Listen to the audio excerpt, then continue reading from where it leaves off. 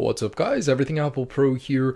Another year, another comparison between every single iPhone model ever made. This time around, we've got a new arrival. Say hello to the iPhone SE. It's the embodiment of the iPhone 6s in the flesh of an iPhone 5s. I want to see how it compares to the rest of the iPhone lineup. It's really crazy to think it's been almost 10 years already. The second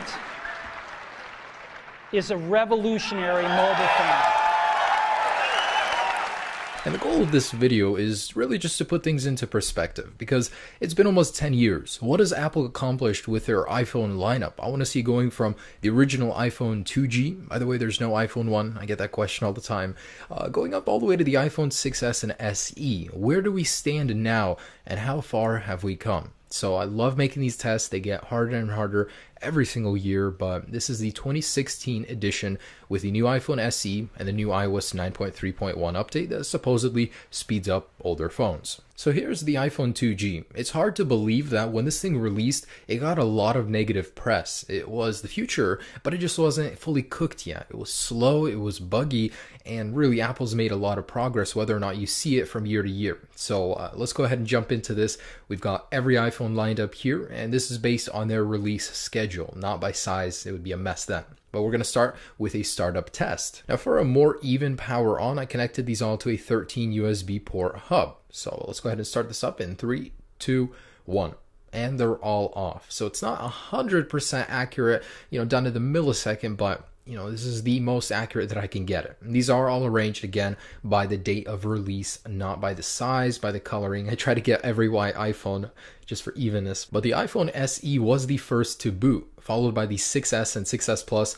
These are all running the same processor, by the way. Then the iPhone 6 and 6 Plus. So I'm pretty happy. The SE, it's a little diamond there. Next comes the 5S, and we're gonna have to wait a little bit in between. But finally, as a follow-up, it's a little bit unexpected, but the iPhone 2G does come next, then the iPhone 3GS, then the iPhone 5C, iPhone 5, and then the iPhone 4, and finally the iPhone 3G. So who comes last? Well, the iPhone 4S running iOS 9. Everybody always tells me they regret updating to iOS 9 on this phone in particular, and it's certainly shown here that it is the slowest phone out of all 13 currently existing. So next, let's do something a little bit more measurable to see the speed. And that's a Geekbench. We're going to go ahead and see how these all compare on the Geekbench score. The iPhone 2G and 3G, it doesn't run on them anymore, so I had to dig up a really old one.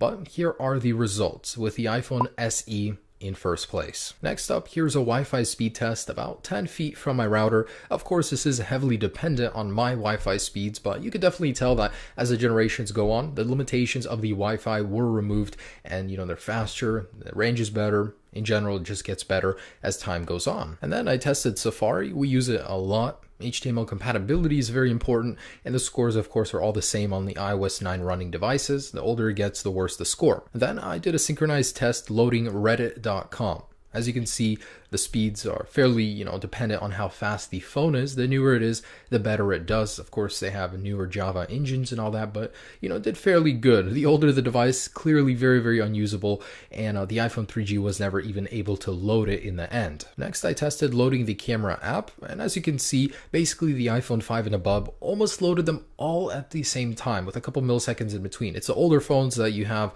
the few second delay, which would pretty much miss a very important camera shot. So far, we can basically see that the older the device gets, the slower it is, but it's not always been like that. Sometimes you shouldn't update right away when a new software update drops, just because it may slow things down that loaded fast beforehand, and I see that a lot as I work with iPhones every day. But anyways, next let's test the speaker output. So speakers are very important to me. I don't like to lug around a huge Bluetooth speaker. I went ahead and tested with a decibel meter about an inch away, and I'm very happy to report that the newer phones do very, very good with speakers. Not only are they louder, they're more clear, a little bit better bass response, but still, you can't compare them to a portable speaker, but still good. Next, I did check the heat signature after about 10 minutes of duress. So I loaded some benchmarks, GFX bench on the devices that could run it, Antutu on the others that couldn't. Then I measured the temperature of these phones on their hottest point, and what I found was pretty surprising. The newer the phone gets, the hotter it gets. Maybe it's because the battery is larger or there are more pixels to push nowadays,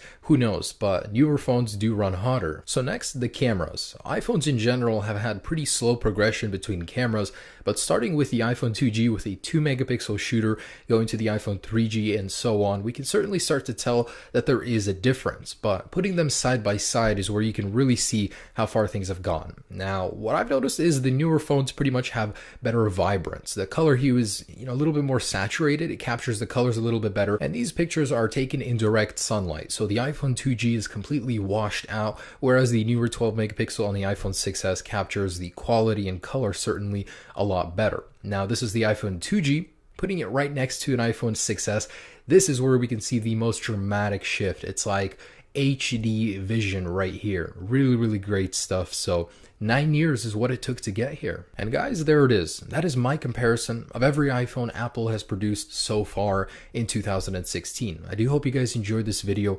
It was certainly not easy to make. I really would appreciate a like. If you could subscribe if you want to see this next year, or later this year. I'm going to be making one with the iPhone 7 again. But anyways, I do hope you enjoyed this, seeing, the progress Apple has made. Have a great day, guys. Peace.